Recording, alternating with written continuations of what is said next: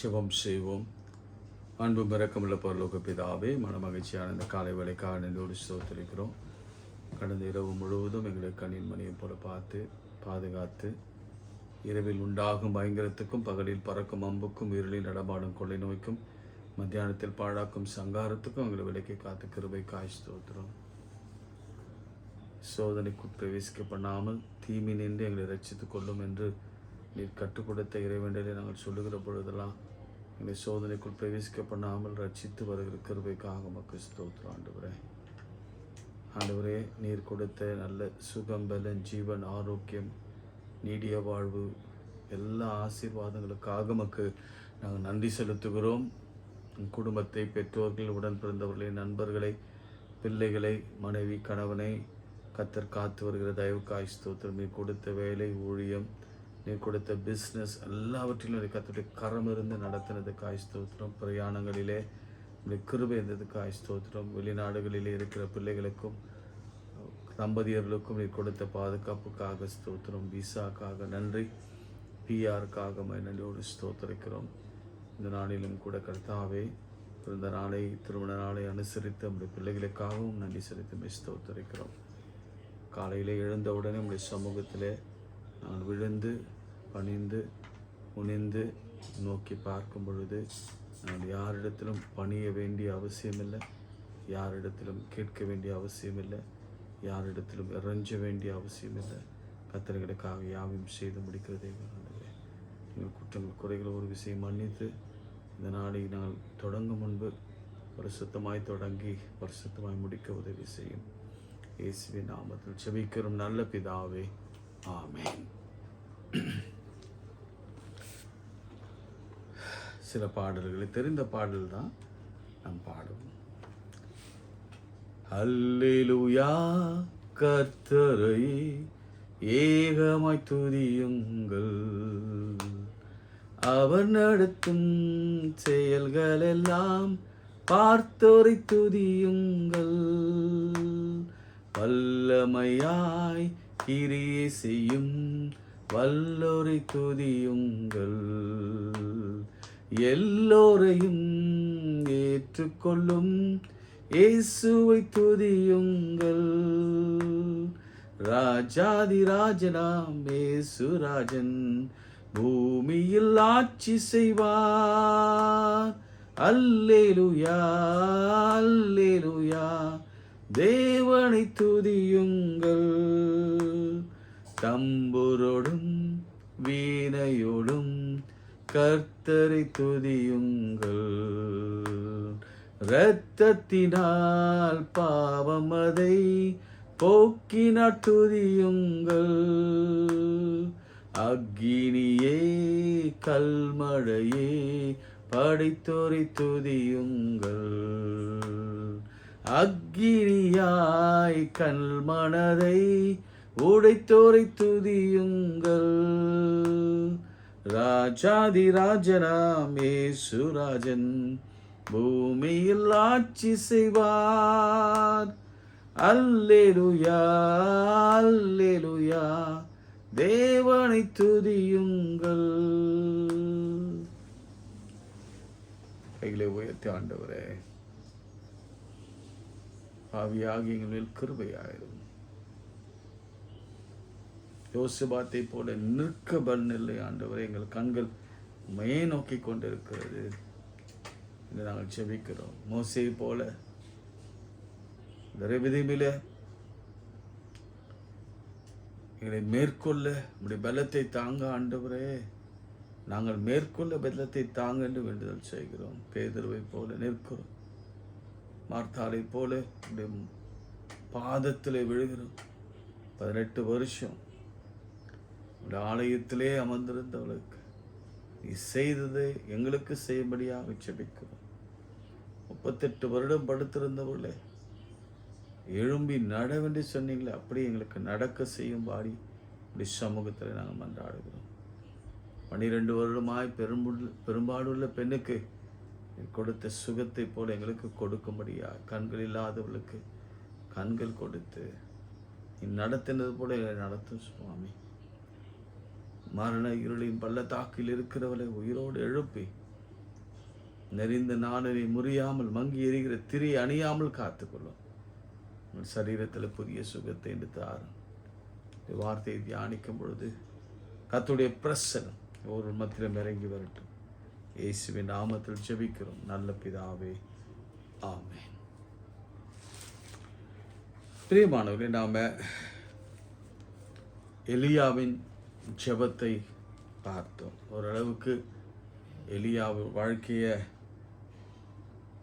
நம்ம பார்த்து முடித்திருக்கிறோம். அதன் பிறகு அவர் எப்படி சுழல் காற்றிலே ஏறி போனார் என்பதை குறித்து நாம் தொடர்ந்து வாசிக்கலாம். அதன் பிறகு எலிசாவை எப்படி அவர் அபிஷேகம் பண்ணி ஊழியத்துக்கு தனக்கு பதிலாக ஆண்டுடைய ஊழியத்தை செய்ய அவர் தெரிந்தெடுத்தார் என்பதை குறித்து நாம் இனிமேல் வருகிற வாரங்கள் நாம் பார்க்க போகிறோம். இன்று எலிஷா குறித்து ஒரு சின்ன முன்னுரை, அதோடு கூட கர்த்தர் அது நம்மோடு கூட பேசுகிற சில காரியங்களை குறித்து நாம் தியானிக்க இருக்கிறோம். சரி, 1 ராஜாக்கள் 19ஆம் அதிகாரம் 16ஆம் வசனம்.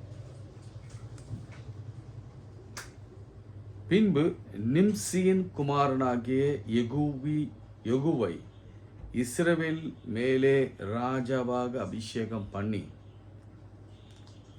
ஆபேல் மெகொலா ஊரானாகிய சாபாத்தின் குமாரனாகிய எலிசாவை உன் ஸ்தானத்திலே தீர்க்கதரிசியாக அபிஷேகம் பண்ணு என்று கர்த்தர் சொன்னார். கர்த்தர் அவனை பார்த்து சொன்ன வார்த்தை இதுதான். உனக்கு பிறகு எலிஷாவை நீர் அபிஷேகம் பண்ணு என்றார். இதில் விசித்திரம் என்னன்னா, கர்த்தர் சொன்னார்ல, பாகாலுக்கு வணங்காத, எசபேலுக்கு பயப்படாத, முத்தம் செய்யாத 7000 தீர்க்கதரிசிகளை நான் வைத்திருக்கிறேன் என்று கர்த்தர் சொன்னார். அதில் எலிசாவும் ஒருவனாக இருந்திருக்க வேண்டும். அதனால தான் கர்த்தர் எலிசாவை தெரிந்து கொண்டார். யார் இந்த எலிசா? இதுதான் இன்னைக்கு காலையில் நம்ம பார்த்துட்டு நம்ம அதன் பின் வருகிற நாட்களில் நாம் அவர் வழியாக கர்த்தர் அந்த இஸ்ரேல் மக்களுக்கு செய்ததையும் நமக்கு செய்ய போவதையும் நாம் விரிவாக தியானிக்க இருக்கிறோம். சாபாத்தின் குமாரனாகிய எலிஷா. சரி, எலிஷா அப்படின்னா என்ன அர்த்தம்? பேருக்கு என்ன அர்த்தம் அப்படின்னு பார்த்தா, தேவனே என் ரட்சிப்பு, God is my salvation அல்லது God is salvation. தேவனே என் மீட்பு, தேவனே என் ரட்சிப்பு, தேவனே எனது விடுதலை, தேவனே எனக்கு எல்லாமாக இருக்கிறார். அது தேவனுடைய ரட்சிப்பு, salvation of God என்று பொருள்படுமா. எலியா அப்படின்னா நம்ம ஏற்கனவே பார்த்தோம், கர்த்தரே தெய்வம். இங்கே எலிசாக்கு God is my salvation, salvation of God என்று அர்த்தம். சரி, ஒரு முக்கியமான இன்ஃபர்மேஷன் நான் சொல்ல இன்னைக்கு கர்த்தர் அந்த காரியத்தை தான் நம்ம வாழ்க்கையில் அவர் செய்ய போகிறார். எலிசாவையும் இயேசு கிறிஸ்து நாம் அவருடைய ஊழியத்தில் சிமிலாரிட்டிஸை நம்ம நிறைய பார்க்கலாம். 2 பேருக்கும் உள்ள ஒற்றுமைகளை இங்கே பார்க்கலாம். ஏன்னா அவ்வளவு ஒற்றுமைகள் பொதிந்திருக்கிறது. சரி, இயேசு என்றால் உங்களுக்கு தெரியும், ரட்சகர். இயேசு கிறிஸ்து என்றால் ரட்சிக்கிறவர் என்ற அர்த்தம். எலிஷா என்றால் God is my salvation, தேவனே என் ரட்சிப்பு, தேவனுடைய ரட்சிப்பு என்ற அர்த்தம். First point. ரெண்டாவது, எலிஷா யோர்தானிலிருந்து தன்னுடைய ஊழியத்தை துவங்கினார். உங்களுக்கு தெரியும், எலியாவின் சால்வை எலிஷாவின் மீது விழுந்த பொழுது அந்த சால்வையை எடுத்து யோர்தானில் அடித்து, எலியாவின் தேவன் எங்கே என்று சொன்ன மாத்திர யோர்தான் 2ஆக பிளந்து அவனுக்கு வழிவிட்டது. அவன் அதில் நடந்து போனான். இயேசு கிறிஸ்துவும் தன்னுடைய ஊழியத்தை துவங்கும் முன்பு யோர்தானிலே ஞானஸ்தானம் எடுத்து எழுந்தவுடனே, அதாவது யோவான் ஸ்நானகன் வழியாக, அப்பொழுது வானத்திலிருந்து ஒரு சத்தம் உண்டாகி, இவர் என் நேசகுமாரன், இவரிலே பிரியமாயிருக்கிறேன், இவருக்கு செவி கொடுங்கள் என்றார். அப்போ யோர்தான், 2 பேருக்கும் யோர்தான் நதி மிக முக்கிய பங்கு வகிக்கிறது. சரிங்க. அடுத்து இரண்டு பேரும் தண்ணீர அற்புதங்களை செய்தார்கள். ஒரு கோடாரிய தண்ணீரில மிதக்க பண்ணினார். ஆச்சரியம் இல்லை அது? அதை பற்றி நம்ம டீட்டெயில்டாக நம்ம அந்த மிராக்களை நம்ம பார்க்க போகிறோம். கடனாக வாங்கின என்று அழுதான் அவன். சரி, ஓகே, எங்கே விழுந்தது என்று சொன்ன மாத்திரத்தில் அங்கே ஒரு கட்டையை போட்டால் அந்த கோடாரியின் அந்த முன்பகுதி இரும்பு அயன் அது அந்த கட்டையோடு கூட ஒட்டி கொண்டது என்று நான் வேதத்தில் வாசிக்கிறோம். அப்போ மிதந்தது. இயேசு கிறிஸ்துவன் தண்ணீரில் அற்புதம், அது உங்களுக்கு தெரியும், மிதக்க வைத்தது போல பேதுருவை தண்ணீரின் மேலே நடக்க வைத்தார். இயேசுவும் தண்ணீரிலே நடந்தார். சிமிலாரிட்டிஸை நீங்கள் பார்த்து கொண்டே வாங்க. சரி, இப்போ முதல் ஒன்றுன்னு சொல்கிறேன். ஞானஸ்தானத்தின் வழியாக இவர் என் நேசகுமாரன், இவரிலே பிரியமாயிருக்கிறேன். ஒரு பெரிய தடை இருந்தது எலிஷாவுக்கு. அந்த தடையை விலகணும்னா அவன் சொன்னான், எலியாவின் தேவன் எங்கே என்று அதை அடித்த மாத்திரத்திலே அந்த யோர்தான் நதி பிரிந்து வழிவிட்டது. இன்னைக்கு கூட நம்முடைய வாழ்க்கையில் யோர்தானை போல தடைகள் இருப்பின், நம்ம எலியாவின் தேவன், எலியாவின் ஆவி உடையவனாய் இருந்த எலிஷா அல்லது பரிசுத்த ஆவி உடையவர்களாய் இருக்கிற நாம விசுவாசத்தோடு அந்த யோர்தானை நாம பிளக்க செய்ய முடியும். கர்த்தர் நமக்காக யோர்தானை பிளந்து அதன் வழியாக நாம் கடந்து போக கர்த்தர் செய்வார், நிச்சயம் செய்வார். இன்னைக்கு எந்த தடையும் நம்மை தடுத்து நிறுத்த போவதும் இல்லை. யோர்தானை பிளக்க பண்ணின கர்த்தர் நம்முடைய வாழ்க்கையில் வருகிற எல்லா தடைகளையும் அவர் பிளக்க பண்ணுவார். அதன் வழியாக நாம் கடந்து போவோம். அதே போல பெருங்காற்றிலே, பெரும் புயலில பேதுருவை நடக்க பண்ணினவன், நம்மை கூட பெரும் புயலில, பெரும் காற்றில, அழிவின் மத்தியில நம்மோடு கூட நடந்து வருகிற நாம் இயேசுவை பார்க்க போகிறோம். கண்ணீரோடு கூட இருப்பீங்கல்ல? அப்ப கர்த்தர் சொல்றார், நான் பேதுருவை நடக்க வைத்தது போல, கோடாரியை மிதக்க வைத்தது போல கர்த்தர் உன் வாழ்க்கையில, என் வாழ்க்கையில கர்த்தர் ஒரு பெரிய அற்புதத்தை அவர் செய்ய போகிறார். சரிங்க. அடுத்து கண்களை திறந்தார். எலிசாவும் கண்களை திறந்தார். இயேசு கிறிஸ்துவும் கண்களை திறந்தார். எலிசா எப்படி கண்களை திறந்தார் தெரியுமா?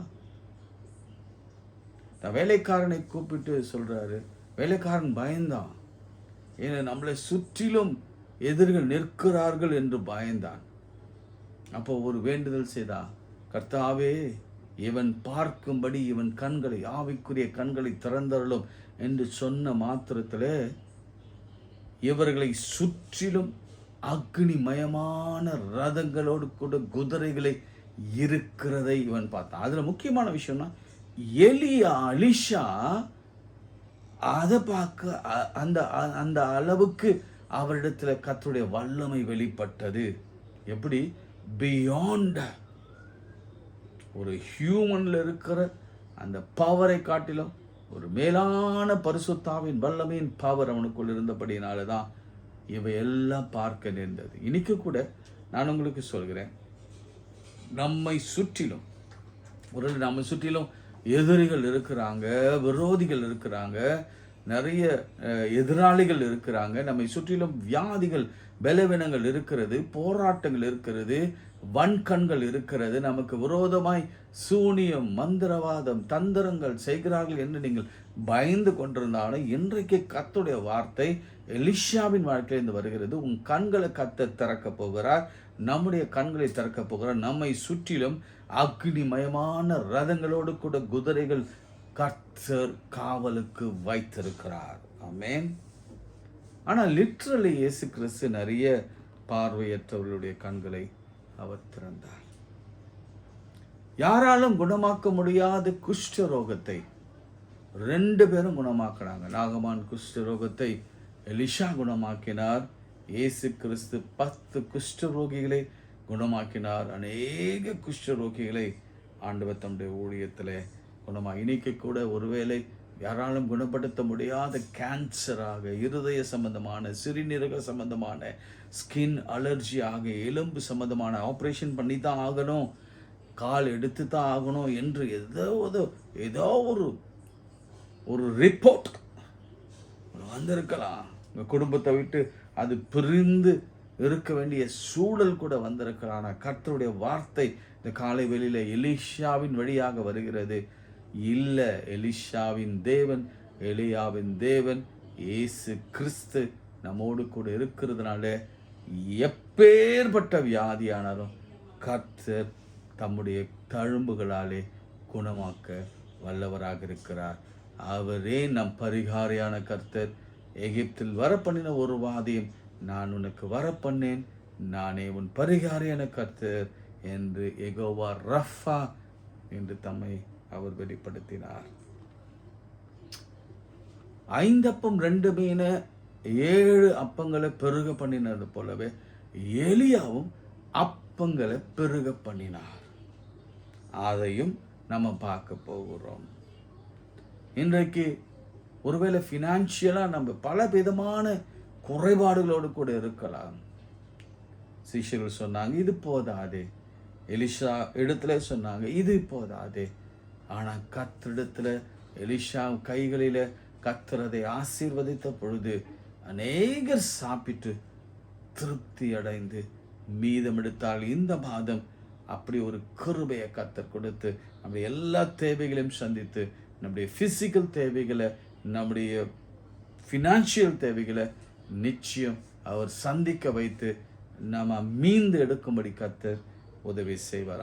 அவர் கையில் வந்துட்டா அங்கே அற்புதம் இல்லாமல் ஒன்றும் போகாது. அதே போல நம்ம இன்னும் பார்த்தோம்னா எலியாவின் மரணம் குறித்து நம்ம பார்த்தோம்னா எலியா நம்மை போல பாடுள்ள மனுஷனாக இருந்தான். ஆனால் எலிஷா வியாதி உள்ளவனாக இருந்தார். He is a sick man. அவர் அப்படிதான் இறந்தார். ஏன் அவர் நான் சிக் மேன் என்று சொல்லுகிறேன் என்றால் அதை குறித்து நம்ம வாசிக்க போகிறோம். அவர் தலையில் ஒரு முடி கூட இல்லாமல் இருந்தது. அதனால் பிள்ளைகள் 2ஆம் அதிகாரத்தில் 2 ராஜாக்களில் சிறு பிள்ளைகள் வாலிப பிள்ளைகள் இருக்கும். அவரை முட்டைத்தலை ஏறி வா என்று சொல்லி அவர்கள் அவனை கூப்பிட்ட பொழுது கோபத்திலே ஒரு காரியத்தை செய்கிறார். கரடி வந்து அவர்கள் எல்லாரையும் தின்று போடுகிறது. அது எத்தனை பேர் நீங்கள் சொல்லுங்கள், அது உங்களுக்கு தெரியும். ஆக ஆண்டவரை தெரிந்து கொள்ளுதல் எப்படி இருக்குதுன்னா, பலவான்களை அல்ல பலவீனர்களை தெரிந்து கொள்கிறார். அதே போல நல்ல உழைக்கிறவனை கர்த்தர் தெரிந்து கொள்கிறார். இவருடைய தெரிந்தெடுத்தல் நீங்க பார்த்தீங்கன்னா உங்களுக்கு தெரியும். 12 ஏர் மாடுகளை உழுது கொண்டு தான் நேரா போகிற ஏர் மாடுகள். அதில் கடைசியில் எலிஷா இருந்தார். கொஞ்சம் சாப்பாத்து அவங்க அப்பா பெரிய பணக்காரனாக இருந்திருக்க வேண்டும். 12 ஏர் மாடுகளை வைத்து ஒரு பெரிய நிலத்தில், சொந்தமான நிலத்தில் உழுது கொண்டிருந்தார். ஆண்டவர் பணக்காரர்களையும் தெரிந்தெடுக்க முடியும், பலவீனர்களையும் தெரிந்தெடுக்க முடியும், வியாதியஸ்தர்களையும் தெரிந்தெடுக்க முடியும். ஏன் உங்களையும் என்னையும் அவர் தம்முடைய ஊழியத்திற்காக தெரிவு செய்ய முடியும். நீ நினைக்கலாம் ரொம்ப அழகு இருக்கணும், கல்வி இருக்கணும், தகுதி இருக்கணும், பேச்சாற்றல் இருக்கணும், நல்ல பாடுகிற திறமை இருக்கணும். ஆண்டவருக்கு அதெல்லாம் ஒன்றும் தேவையில்லை. நான் உங்களுக்கு ஒரு சின்ன கேள்வி கேட்குறேன். இந்த பைபிளில் நிறைய பரிசுத்தவான்கள் வியாதிப்பட்டாங்க. நிறைய பரிசுத்தவான்கள், அவங்களெல்லாம் தேடுங்க.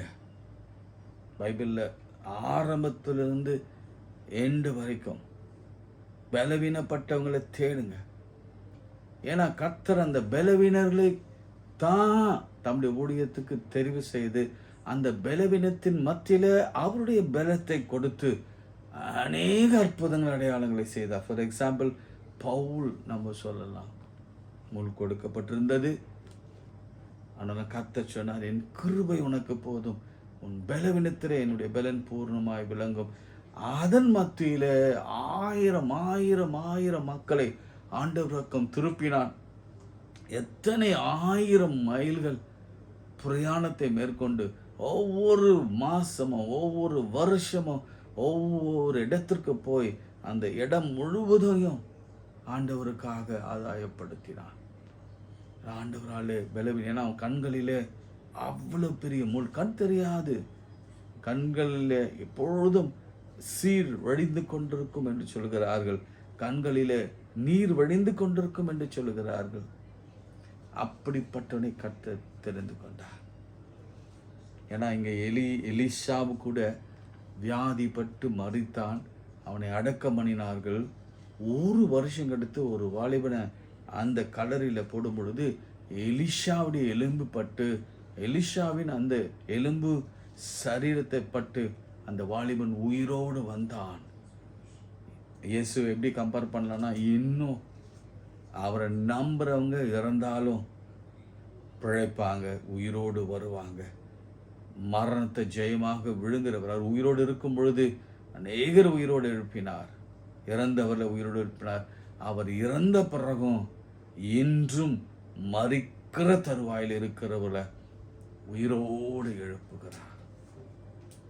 பிரியமானவர்களே, நம்மையும் அப்படி எழுப்ப அவர் வல்லவராக அவர் இருக்கிறார். பிரியமானவர்களே, இந்த காலை வேளையில் எலிசாவை தெரிந்து கொண்ட என் ஆண்டவர் நம்மையும் தெரிந்து கொண்டு அவருடைய பணிக்காக ஆச்சரியமான அற்புதங்களை செய்ய அவர் பயன்படுத்த போகிறார். எலியாவில் இருந்த ஆவி ரெட்டிப்பாய் எலிஷாவின் மீது வந்தது. சிலர் சொல்றாங்க 7 அற்புதங்கள் எலியா செய்தார், எலிஷா 14 சொல்றாங்க. சிலர் சொல்றாங்க 8 அற்புதங்கள் எலியா செய்தார், 16 அற்புதங்கள் எலிஷா செய்தார். நீங்க கவுண்ட் பண்ணுங்க, அது உங்களுக்கு அசைன்மெண்ட். இரட்டிப்பான அற்புதங்களை எலிசாவின் கைகளிலே கர்த்தர் செய்தார். இன்றைக்கு ஒரே ஒரு வார்த்தை மாத்திரம் வாக்குத்தத்தமா நான் சொல்லி ஜெபித்து முடிக்க நான் விரும்புகிறேன். 2 கொரிந்தியர் 12ஆம் அதிகாரம் 9ஆம் வசனம். 2 கொரிந்தியர் 12ஆம் அதிகாரம் 9ஆம் வசனம். பக்கம் 255.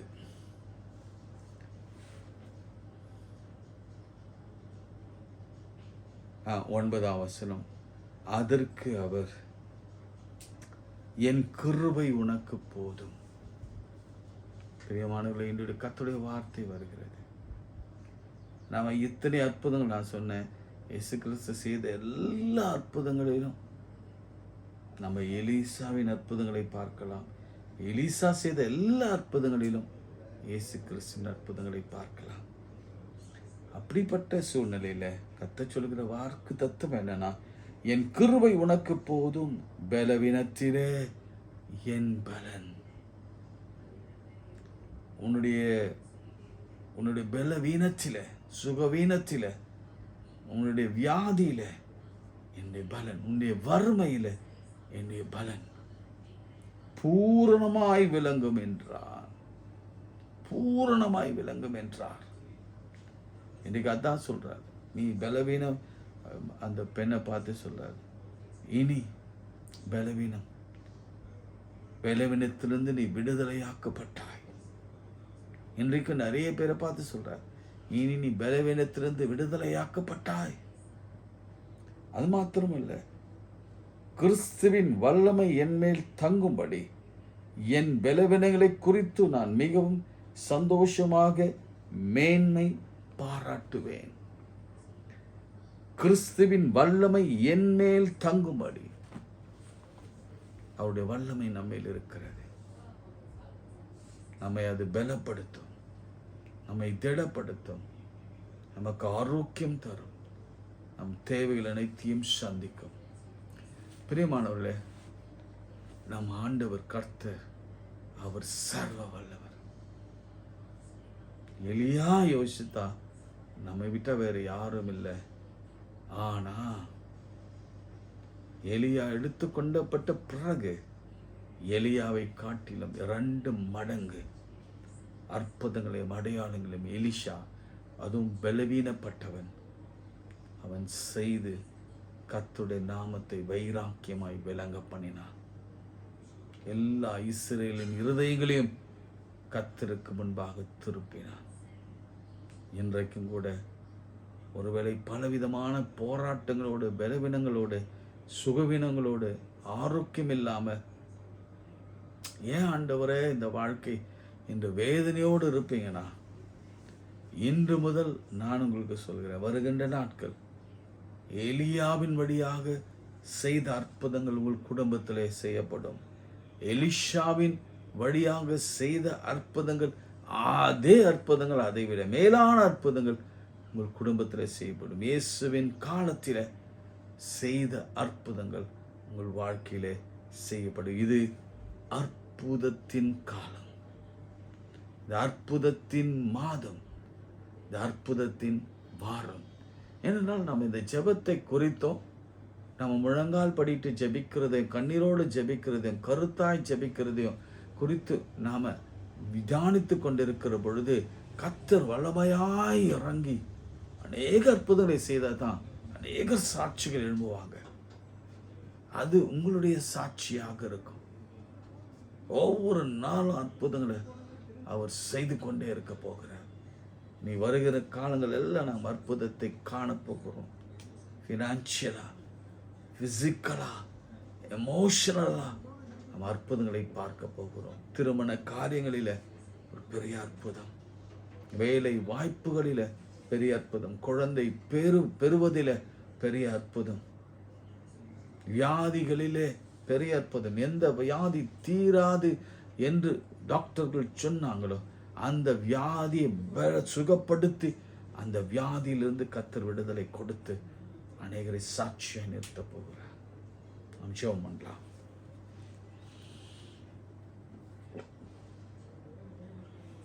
ஆண்டவரே, நீர் எங்களோடு கூட பேச நம்முடைய வார்த்தைக்காக ஸ்தோத்திரம். எலிசா, தேவன் என்னுடைய ரட்சிப்பு. God is my salvation. நீ ரட்சிக்கிறவரப்பா, எங்களை மீட்கிறவர், எங்களை தூக்கி எடுக்கிறவர். சேற்றிலிருந்து எங்களை தூக்கி எடுத்து எங்களை கழுவி, பாவத்திலிருந்து எங்களை கழுவி எங்களை விடுதலையாக்கி எங்களுக்கு மன்னிப்பு அருளி எங்களுக்கு புதிய ஜீவனை கொடுக்கிற என் தேவன் இயேசு கிறிஸ்து ஆண்டவரே. அதை நாங்கள் விசுவாசிக்கிறோம், நம்புகிறோம் ஆண்டவரே. இயேசுவினால தான் நாங்கள் வாழ்ந்து கொண்டிருக்கிறோம்.